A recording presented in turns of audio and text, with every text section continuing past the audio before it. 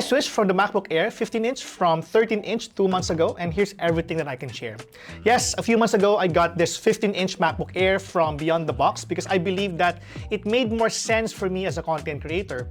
While it is not a huge leap from my 13-inch MacBook Air in terms of performance, there are just so many other reasons why a bigger laptop is much better for me and probably for you as well. I have always been a fan of the MacBook Air's aspect ratio 3:2, which both the 13-inch and 15-inch versions have. It is more suitable for editing videos. And you know what? I use my MacBook for editing 90% of the time, and the combination of the size and aspect ratio of the 15-inch MacBook Air make it a perfect fit for me. Now, in terms of display quality, there isn't a perceptibly huge difference between the two except for contrast ratio. I noticed that the 15-inch display has a high contrast level, albeit lower in other settings.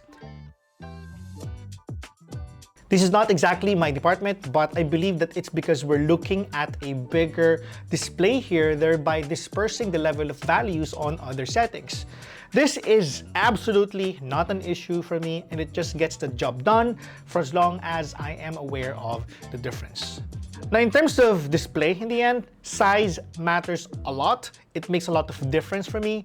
The amount of verticality available is very important because it just gives me more room for my apps to display some settings. For instance, when editing videos using DaVinci Resolve, I have taller space for my timeline and even color editing tools. Now, I want to talk about the battery life of this laptop. It's insanely great. It's still an understatement to say that. I usually have this laptop running for more than 12 hours from full charge before I get it hooked up to a charger again. There was also a time when I covered an event in Davao City and only charged this device once. I was there for 4 days and never thought that I would just charge it once, and it was the night before we left for Manila. It would have been the same had I brought the 13-inch, but the difference in remaining charge would probably be wider.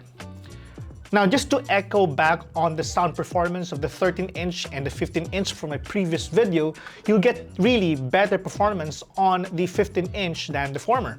You get more depth, volume, better overall quality with the 15-inch. This is the point where I encourage you to check out the nearest Beyond the Box or Digital Walker or any Apple store anywhere in the country to check out the quality of its speakers. Now, since you're already here, you can also listen to these sample clips that compare the sound performance of the 13-inch and the 15-inch variants.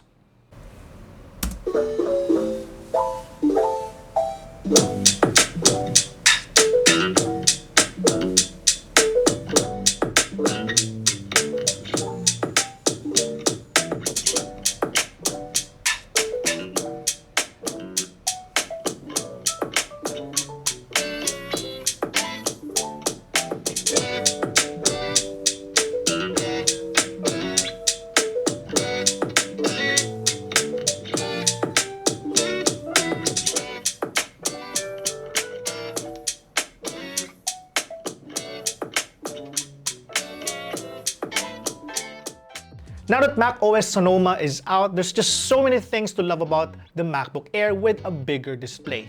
macOS Sonoma gets a new look with widget, web apps, and improved video conferencing. It also includes other useful features like updated system settings and seamless keyboard input and dictations. The widgets look great on a bigger screen, I can tell you that. You have more space to play around with.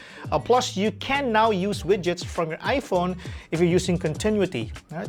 Now, web apps are now also available on macOS Sonoma. This is the reason why you can see our logo on the dock. I added this by simply going to Safari, typing in our website, and adding it on our dock like so. Despite using Safari to put our web app on the dock, you can see that this app is using my default browser, which is Arc browser. It's cleaner and potentially using less resources while browsing our site. Now, let's talk about the price. The difference between the 13-inch and the 15-inch MacBook Air M2 is 7,000 pesos here in the Philippines. This is for the 8 gig unified RAM with 512 gig storage, At 94,990 pesos, the 15-inch MacBook Air is almost the same price of the Lenovo Legion 5i with 12th Gen processor and RTX 3060. Now, if you're a gamer, I would still recommend the latter, but if you're looking for a laptop solely for productivity and video editing, the MacBook Air M2 15-inch is an easy recommendation for me. The MacBook Air M2's price to performance ratio is really good, especially when we hyper-focus on video editing and longer battery life. Not exactly for gaming, but I'll go to that later on. The 15-inch MacBook Air M2 is by far the best MacBook Air to date. In fact, I couldn't think of a better laptop that fits my needs as a content producer other than this one. However, if it's all about gaming, as I mentioned earlier, I still would consider this laptop as a go-to. Yes, there are plenty of games that you can play. With game mode now available on macOS Sonoma, you can also maximize what the Apple Silicon rather can do.